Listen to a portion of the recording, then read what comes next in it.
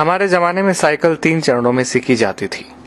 पहला चरण केची, दूसरा चरण डंडा व तीसरा चरण था गद्दी। तब साइकिल चलाना इतना आसान नहीं था, क्योंकि तब घर में साइकिल बस एक होती थी जिसे पापा ही चलाया करते थे। तब साइकिल की ऊंचाई 24 इंच हुआ करती थी, जो खड़े होने पर हमारे कंधे के बराबर आती थी।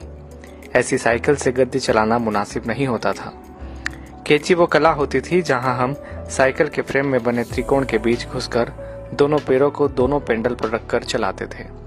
और जब हम ऐसे चलाते थे तो अपना सीना तानकर टेढ़ा होकर हैंडल के पीछे से चेहरा बाहर निकाल लेते थे और टिन टिन करके घंटी इसलिए बजाते थे ताकि लोग बाग देख सके कि लड़का साइकिल दौड़ा रहा है। आज की पीढ़ी इस एडवेंचर से महरूम है। उन्हें नहीं पता कि 8-10 साल की उम्र में 24 इंच की साइकिल चलाना जहाज उड़ाने जैसा होता था। हमने ना जाने कितनी दफा अपने घुटने और मुंह तोड़वाए थे।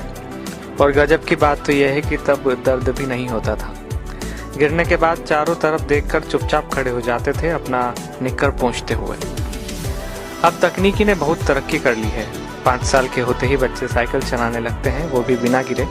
2-2 फीट की साइकिल आ गई है और अमीरों के बच्चे तो अब सीधे गाड़ी चलाते हैं। छोटी छोटी बाइक उपलब्ध है बाजार में।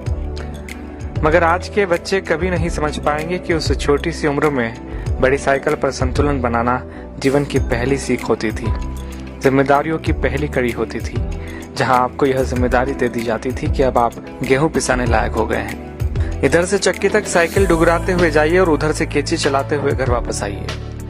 और यकीन मानिए, इस जिम्मेदारी को निभाने में खुशियां भी बड़ी गजब की होती थी। और यह भी सच है कि हमारे बाद केची प्रथा विलुप्त हो गई है। हम लोग ही दुनिया की आखिरी पीढ़ी है जिसने साइकिल चलाना 3 चरणों में सीखा था।